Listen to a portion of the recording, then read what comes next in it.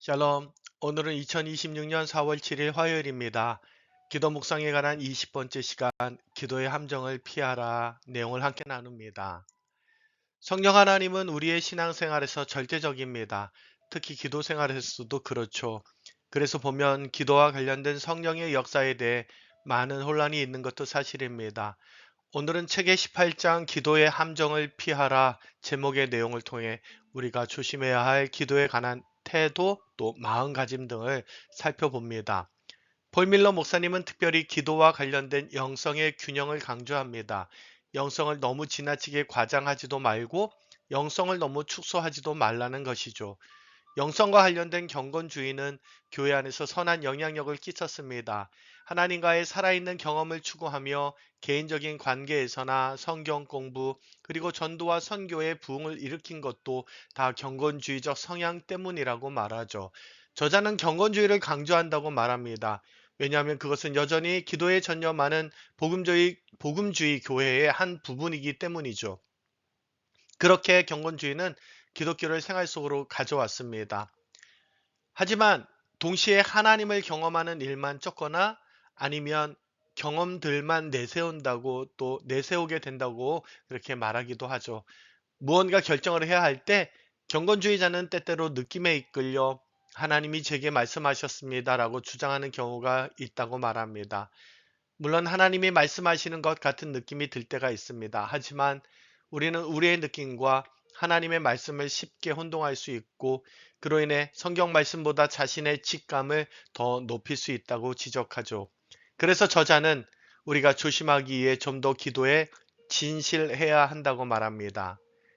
또 다른 주의점은 저자는 어느 기도회의 예를 듭니다.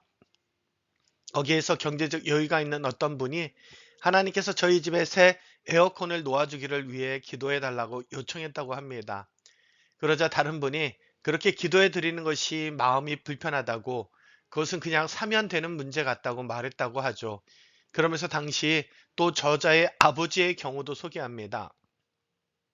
자신의 아버지 또한 재정이 없으신 것은 아니지만 워낙 기도하면서 하나님께서 그렇게 채워주시는 것을 경험했고 또 경험하는 것을 좀 원했다고 합니다. 그래서 저자의 아버지도 교회 기도회에서 집에 새로운 세탁기를 위해 기도해 달라고 요청했다고 하죠.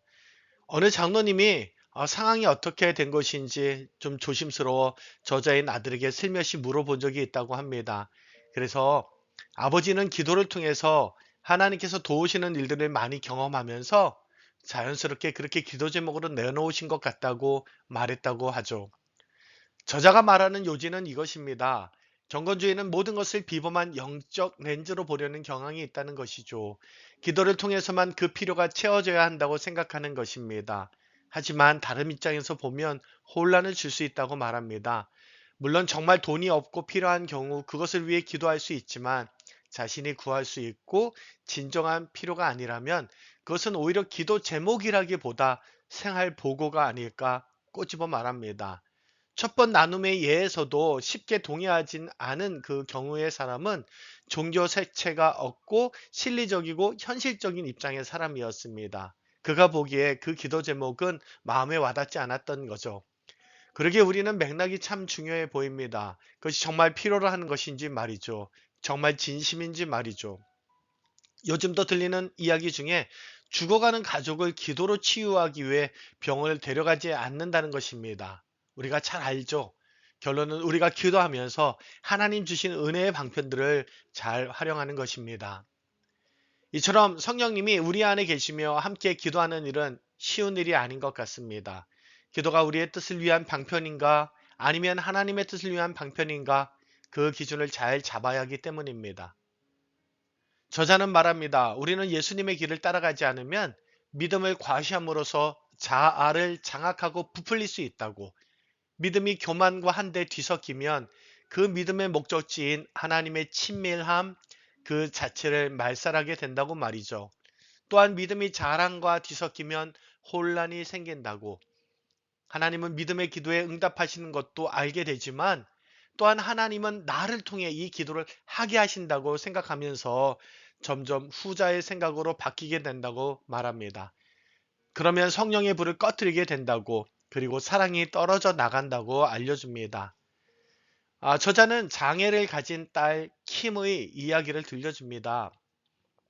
가끔 아내에게 전화로 함께 기도하자 이렇게 말하지만 아내는 실제적인 도움을 줄 것이 아니면 그녀의 말을 들어주는 것을 더 원했다고 합니다. 왜냐하면 계속 신경 쓰고 챙겨야 하는 딸 아이이기에 이미 그 아이로 인해 에너지와 믿음이 다 바닥이 난 상태이기 때문이죠. 저자의 아내는 매우 믿음과 사랑이 충만한 사람입니다. 하지만 그는 사랑이 결여된 이 종교적인 쇼와 같은 형식적인 사랑 없는 그런 마음의 기도라면 들어야 하는 이게 이것은 위험하고 공허하다는 그 의미로 말해준 것이라고 하죠. 나아가 우리가 습관적으로 함께 기도해 드릴까요? 라고 하는 그러한 말도 실제로 행동이 뒤따르지 않는다면 그것은 사람들을 기분 좋게 하려는 종교적인 언어를 사용하는 것뿐이라고 말합니다. 우리가 진정으로 기도하고 있다는 것을 상대방도 안다는 것이죠. 여러 가지 기도에 관한 우리가 조심해야 할 마음가짐 또는 태도들에 대해서 좀 살펴보았습니다. 이보다 훨씬 많겠지요. 저자가 계속하여 기도를 어떤 극적인 경험을 위해서나 또한 자신의 감정을 쏟아내는 어떤 도구로 또 신비적인 체험으로 여러 그런 오용하지 말 것을 그렇게 권면합니다. 또 체면과 형식을 위해 바리새인들처럼 이 기도를 쇼로 만들지 말라고 많이 말하는 중언부언하며 많이 말하는 것 또 그 모습을 보이는 어떤 그러한 위선적인 행동을 조심하라고 그러면서 예수님께서 가르쳐 주신 주기도문을 예로 그렇게 설명해 줍니다. 그래서 다시 한번 생각해 보면 예수님의 이 기도하는 예수님의 모습 이것이 우리의 모든 신앙생활의 본이 되지만 특별히 그렇게 기도를 통해서도 예수님께서 우리의 본이 되고 길이 되시는 것을 생각하게 됩니다. 그 어떤 순간에도 하나님 아버지의 뜻과 영광을 구하는 데서 벗어나지 않으신 주님의 그 기도 그리고 놀라운 능력을 경험하면서도 그 능력 속에서도 오직 하나님의 영광만 드러내셨던 예수님, 그 기도의 중심과 본질에서 떠나지 않으신 예수님을 보면서 우리의 기도의 모범, 우리가 따라가야 할 기도의 기림을 다시 한번 생각해 봅니다. 결론부에 들어서면 저자는 만약 모닥불이 교회를 따뜻하게 하는 기도라면 그 모닥불을 소중히 여겨야 한다고. 그런데 그 불이 감당할 수 없을 정도로 퍼질 때는 때로 숲 전체를 태우기 전에 열기를 좀 낮출 필요가 있다고.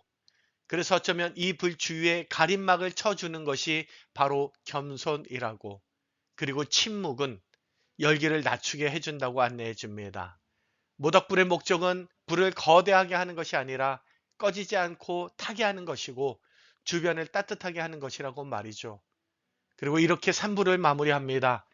수백 번 이상 모닥불을 피워보면서 한 가지 알게 된 사실은 좋은 모닥불은 주변의 모든 사람이 함께 신경을 쓴다는 점이다 라고 말이죠.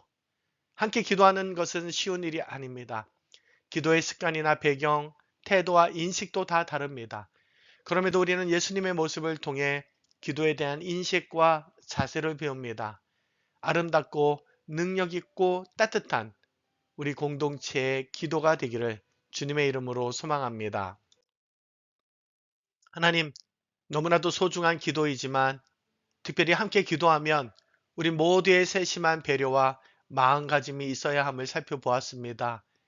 하나님 모든 일에서 그랬듯 기도 생활, 기도 사역에서도 우리는 쇠하고 오직 하나님만 흥하게 하여 주옵소서.